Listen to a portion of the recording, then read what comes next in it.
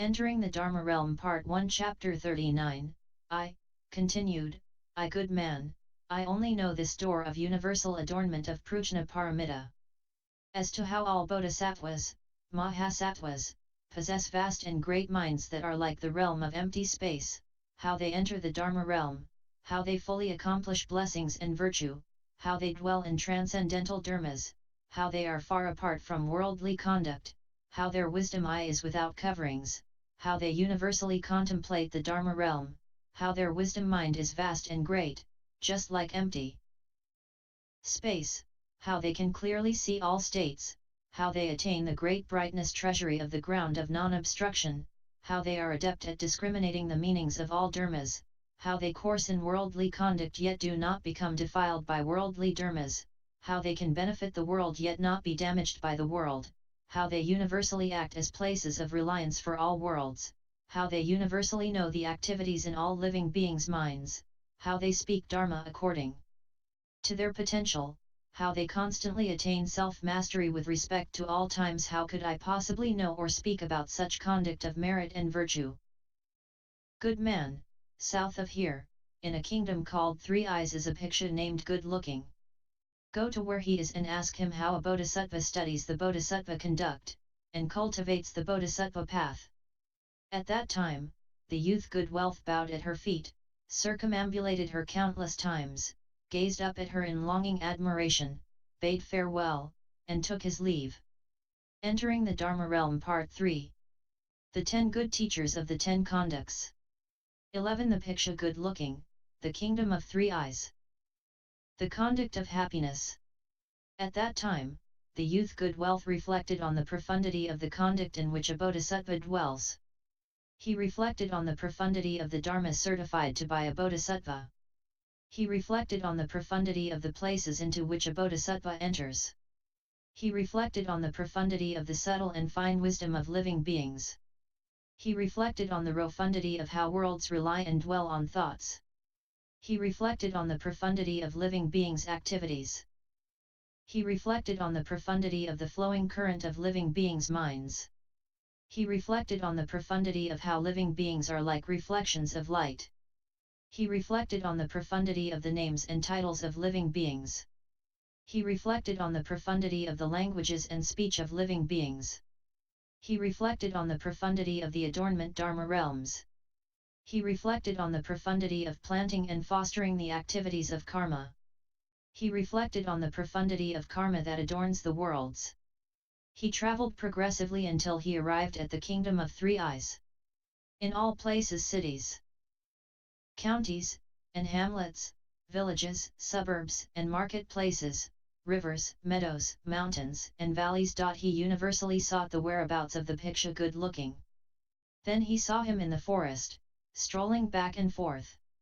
He was in his prime years and possessed of exquisite features. His hair was an indigo color, and swirled to the right. On top of his summit was a fleshy protuberance. His skin was a golden color. There were 3 folds on his neck. His forehead was broad and level. His eyes were long and wide, like blue lotus flowers. His lips were scarlet and clean, like a bimba fruit. There was a trademark A on his chest. The 7 places level and full. His arms were delicately formed and long. His fingers were webbed. On his palms and soles were Vajra wheels. His body was sublimely wondrous, like that of a god of the pure dwelling heavens. The upper and lower parts of his body were upright and erect, like an Agradha tree. All the marks and minor characteristics were completely perfect. He was like a regal snow mountain. He was enhanced with various different kinds of adornments. His gaze was unmoving. His light formed a circle of one sun all around. His wisdom was extensive and vast, like the great sea. His mind was unmoving toward all states. All torpor and agitation, all presence or absence of mind, all movement, turning and idle speculation had come to a stop. He had attained the state of level equality in which all Buddhas course. With great compassion he taught and transformed all living beings. His heart never for a moment abandoned them. From the wish to benefit and delight all living beings, from the wish to open and reveal the thus come one's Dharma treachery, for the sake of treading the path on which thus come one's walk, he was neither tardy or speedy. With concentrated reflection he strolled about. Limitless gods, dragons, yakshas, Gandharvas, asuras, garudas, kinnaras, mahoragas, chakras, brahmas and world protectors, humans and non-humans surrounded him all around.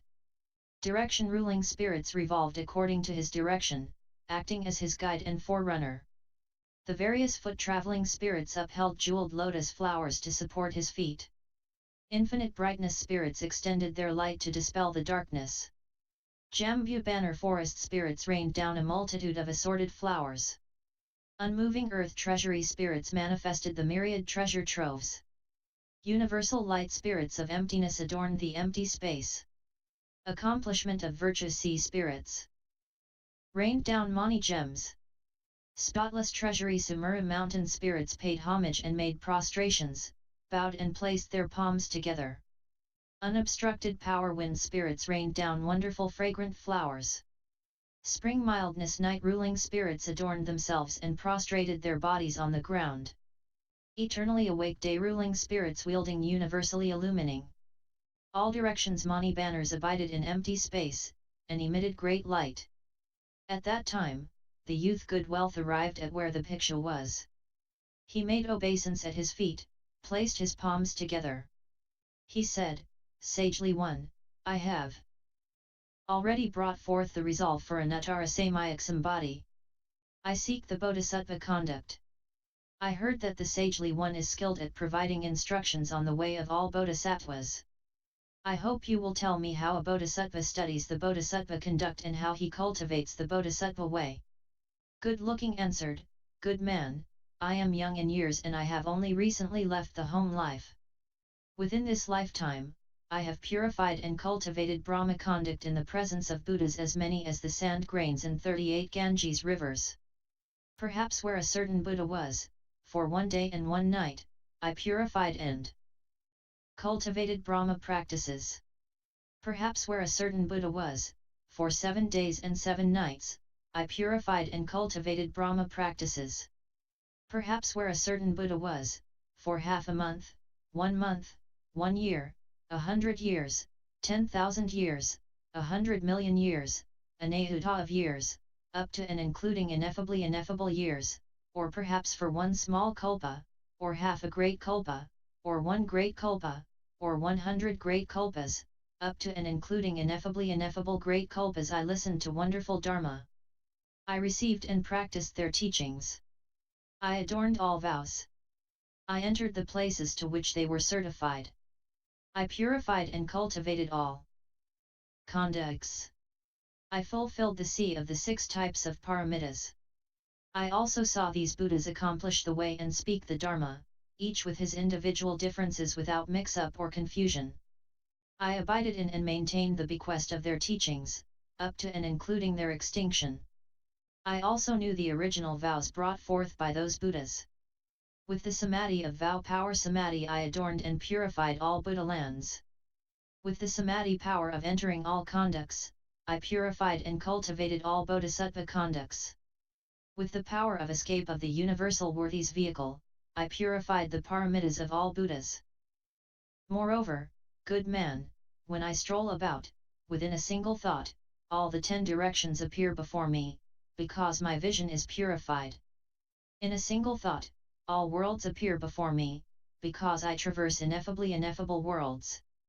In a single thought, ineffable Buddha Kshetras are all adorned and purified, because I have accomplished the power of great vows. In a single thought, the different practices of ineffable living beings all appear before me, because I have fulfilled the wisdom of the 10 powers. In a single thought, ineffably effable pure bodies of all Buddhas all appear before me, because I have accomplished the power of universal worthies conducts and vows. In a single thought, I pay reverence and make offerings to thus come ones to the number of dust motes in ineffable Buddha Kshetras, because I have accomplished the power of vows to make offerings to thus come ones with a mind of gentleness and compliance. In a single thought, I receive the Dharma of ineffable thus come ones, because I have attained the power of tyranny to be certified to assamkhya's of differentiated dharmas, and to make abide and maintain the Dharma wheel. In a single thought, ineffable seas of bodhisattva conducts entirely appear before me. Because I have attained the power of vows like Indra's net, which can purify all conducts. In a single thought, ineffable seas of all samadhis appear before me, because I have attained the power of vows, whereby from one samadhi door I enter all samadhi doors and cause them all to be purified. In a single thought, ineffable seas of all faculties appear before me, because I have attained the power of vows whereby I understand and know the limits of all faculties, so that within one faculty I perceive all faculties. In a single thought, time intervals as the number of dust motes in ineffable Buddha Kshetras appear before me, because I have attained the power of vows to turn the Dharma wheel in all times, so that the realm of living beings may be exhausted, but the Dharma wheel is without exhaustion. In a single thought, ineffable seas of all the three periods of time appear before me, because, by means of wisdom light, I have attained the power of vows so as to three periods of time. Good man, I only know this liberation door of the Bodhisattva's lamp of compliance. But as to how all Bodhisattvas, Mahasattvas are like lamps like Vajra, how they are truly and properly born into the thus come one's household, how they completely accomplish the imperishable life force, how they eternally light the lamp of wisdom, and are without end or extinction, how their bodies are firm and solid, incapable of destruction, how they manifest bodies with physical characteristics that are like illusions, how they are like dharmas that arise from conditions, with their limitless differences, how according to living beings' minds, they appear before each of them, how their shapes, features, and physical marks are peerless in the world, how they are immune to such calamities as poisons, knives, fires, how they are like Vajra mountains, which nothing can destroy, how they quell and subdue all demons in external ways, how their bodies are wondrously fine, like mountains of true gold, how among gods and humans,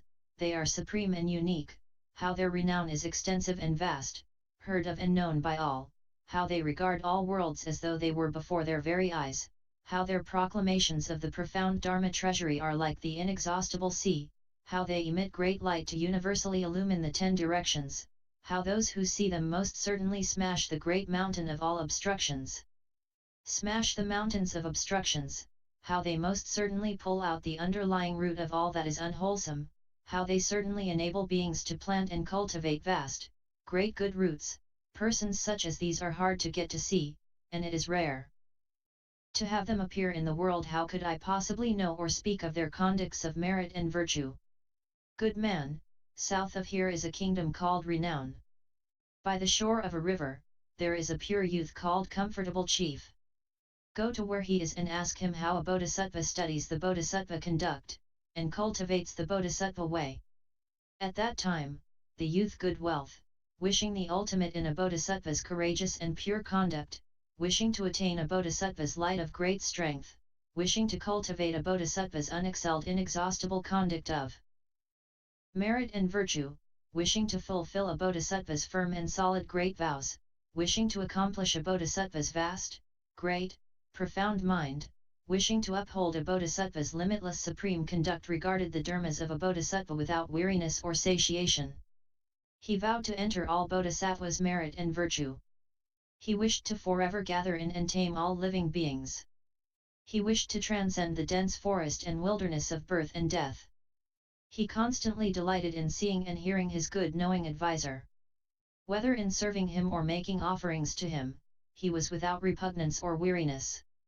He bowed at his feet, circumambulated him countless times, and gazed up at him with longing admiration. Then he bade farewell and took his leave. 12. The pure youth Comfortable Chief on the river's sandbar, the kingdom of renown, the conduct of benefiting. At that time, upon receiving instructions from the Bhiksha good looking, the youth good wealth recollected them, was mindful of them, recited them, and upheld them. He pondered, cultivated, and practiced them. He gained decisive and clear understanding. He enlightened to and entered that Dharma door. Multitudes of gods, dragons, yakshas, and Gandharvas circumambulated him. He headed toward the kingdom renown, and universally sought the whereabouts of the pure youth comfortable chief. At that time, from empty space the gods, dragons, Gandharvas, and so forth spoke to good wealth saying, "Good man, this pure youth is now on the river's sandbar." At that time, good wealth immediately went to where he was. There he saw the pure youth surrounded by 10,000 pure youths. They were piling up the sand as a pastime. Upon seeing him, good wealth bowed at his feet, circumambulated him limitless times, placed his palms together in reverence, withdrew and stood, and said, "Sagely one, I have already brought forth the resolve for an Uttarasamaya Sambodhi." Buddhi still do not know how a bodhisattva studies the bodhisattva conduct, and how he cultivates the bodhisattva way. I hope that you will explain them for me. Comfortable chief said, "Good man, in the past, at the place of Dharma Prince Manjushri, I practiced and studied the dharmas of literature, numeration, mathematics, and the making of seals and so forth. Thereupon, I enlightened to and entered the Dharma door of spiritual penetrations and wisdom of all clever arts and skills. Good man, because of this Dharma door, I attained knowledge in worldly literature, numeration, mathematics, seal making, the realms and places, and other such dharmas. I can also cure ailments caused by wind, epilepsy, or states of dissipation and emaciation that come from being possessed by ghosts and phantoms, as well as other such diseases. I can also build cities, towns, hamlets, villages, gardens, groves, pavilions, and lookouts, palaces, houses, and the various kinds of habitats. I am also skilled at mixing and smelting the various elixirs of immortality.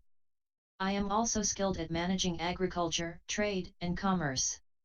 In the myriad occupations, whether accepting or refusing, advancing or retreating, I have mastered their individual peculiarities.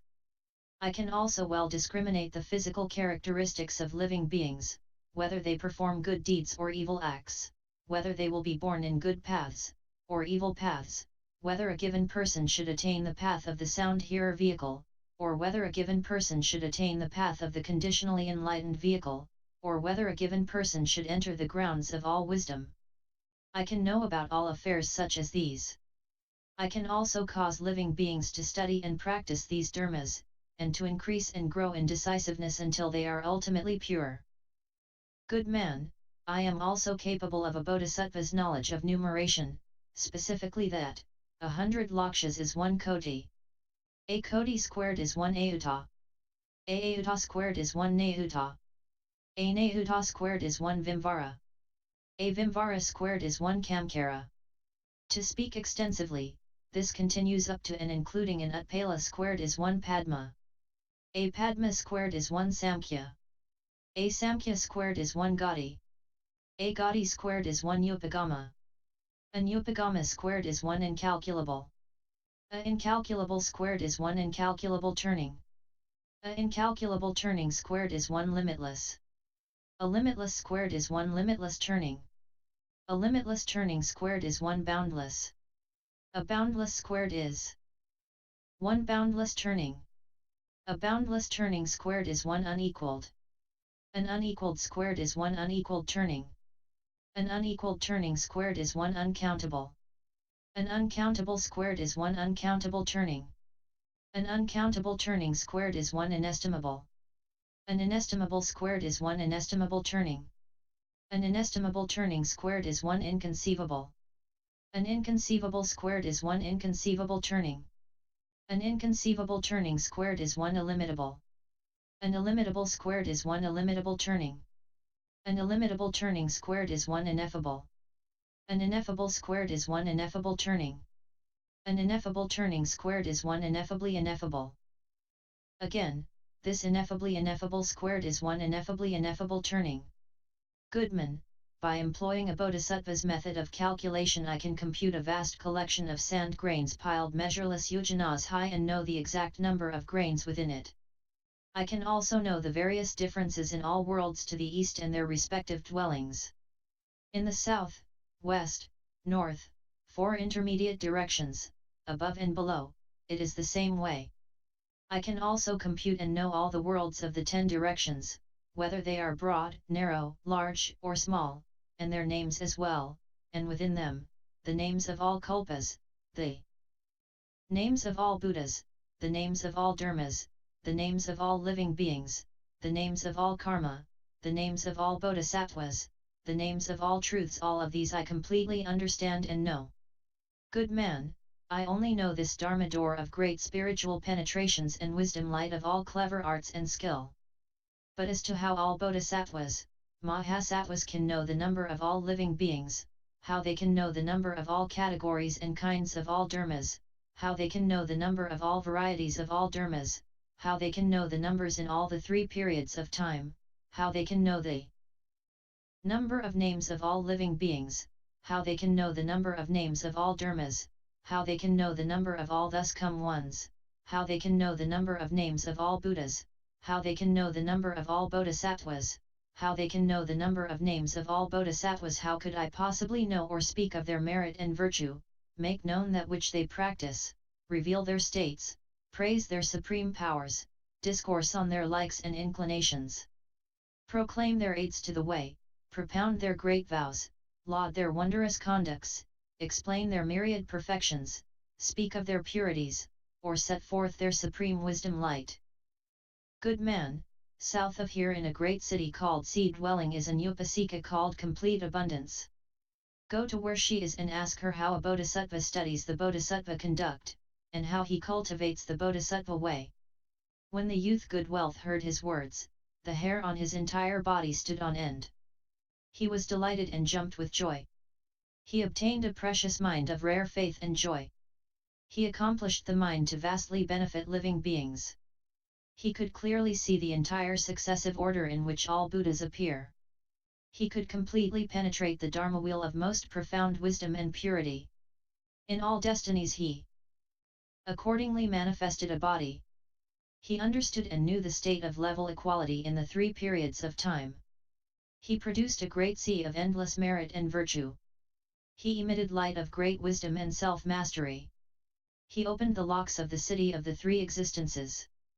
Then he bowed at his feet, circumambulated him limitless times, and gazed up at him in earnest admiration. Then he bade farewell and took his leave.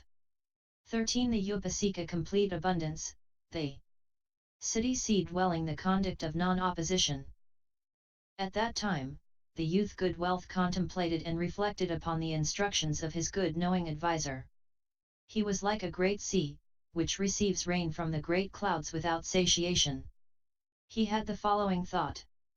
The good knowing advisor's teaching is like a spring sun, in that it produces and makes grow the roots and sprouts of all good dharmas.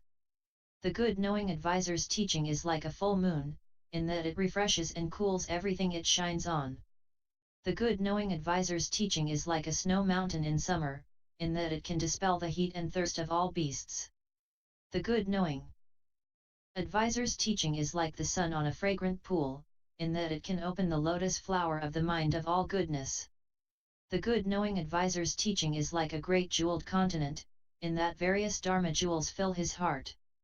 The good knowing advisor's teaching is like the jambu tree, in that it amasses the flowers and fruit of all blessings and wisdom. The good knowing advisor's teaching is like a great dragon king, in that he playfully roams with ease and comfort in empty space. The good knowing advisor's teaching is like Mount Sumeru, in that limitless wholesome dharmas of the heaven of the 33 are situated in its midst. The good knowing advisor's teaching is like Lord Shakra, who is circumambulated by his multitudes and assemblies, in that none can overshadow it, and it can subdue those of bizarre paths and the hosts of asura armies. In this way he reflected. He travelled progressively until he arrived at the city seed dwelling, and went everywhere looking for that upasika.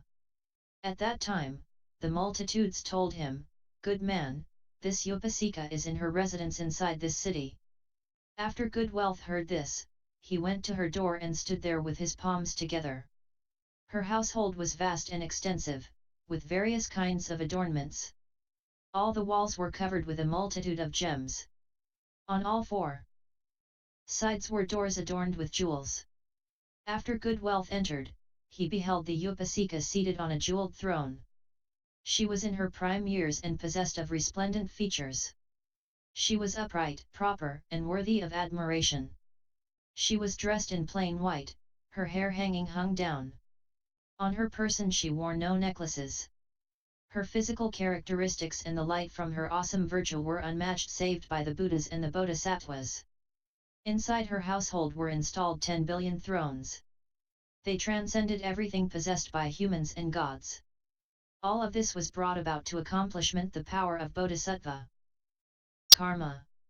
In her residence there was no clothing, food or drink or any other provisions of life. But, placed before her, there was just a tiny vessel.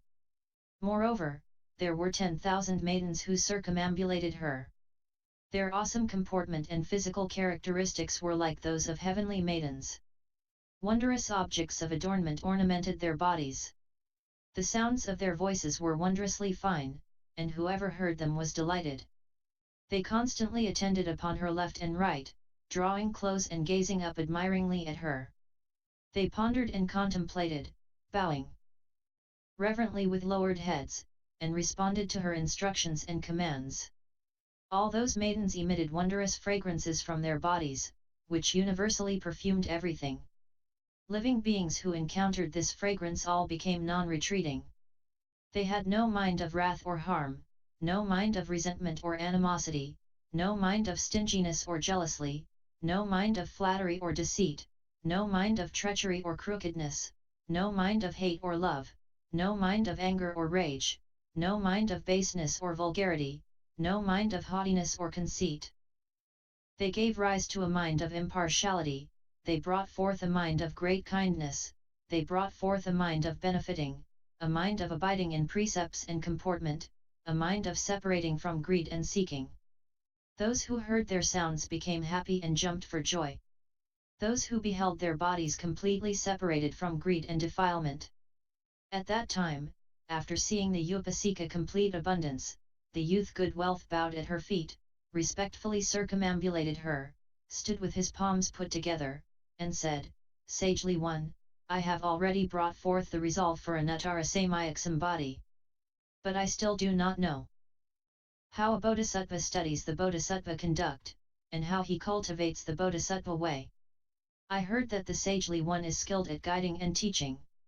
I hope you will explain this for me." She told him, "Good man, I have attained the liberation door of a Bodhisattva's inexhaustible treasury of blessings and virtue. From within this one such tiny vessel, I can accord with the various desires and delights of all living beings. I can bring forth from it various different kinds of delicious food and drinks, and completely cause them to be fulfilled and content.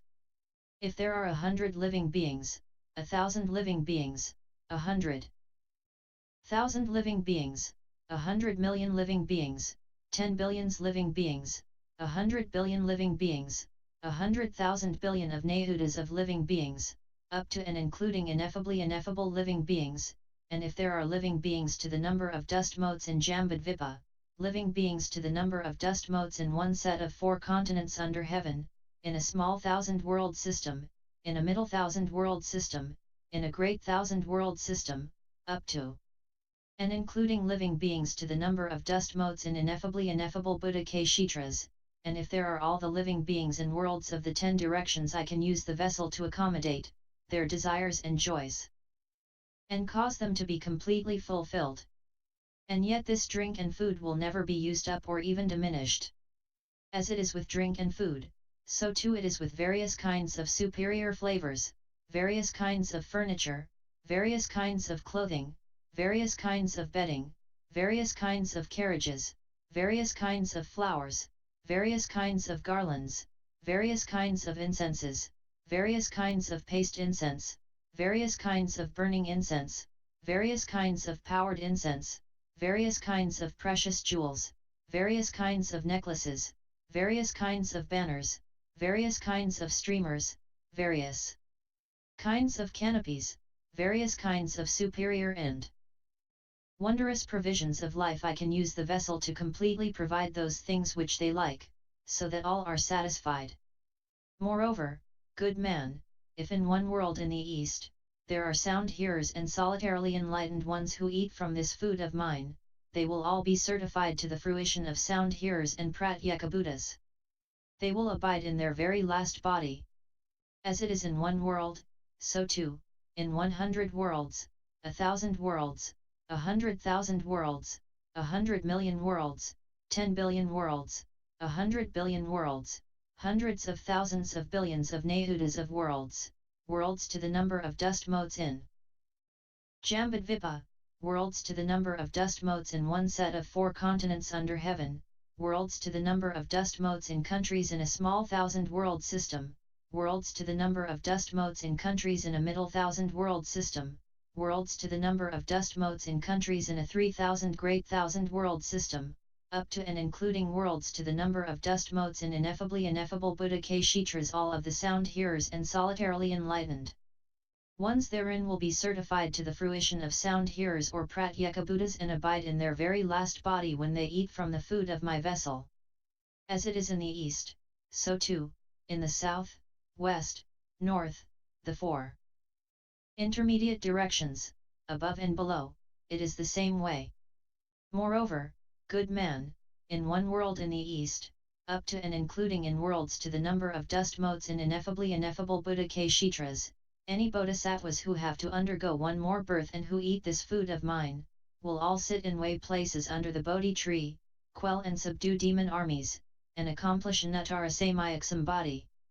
As it is in the east, so too, in the south, west, north, the 4 intermediate directions, above and below, it is the same way. Continued, J.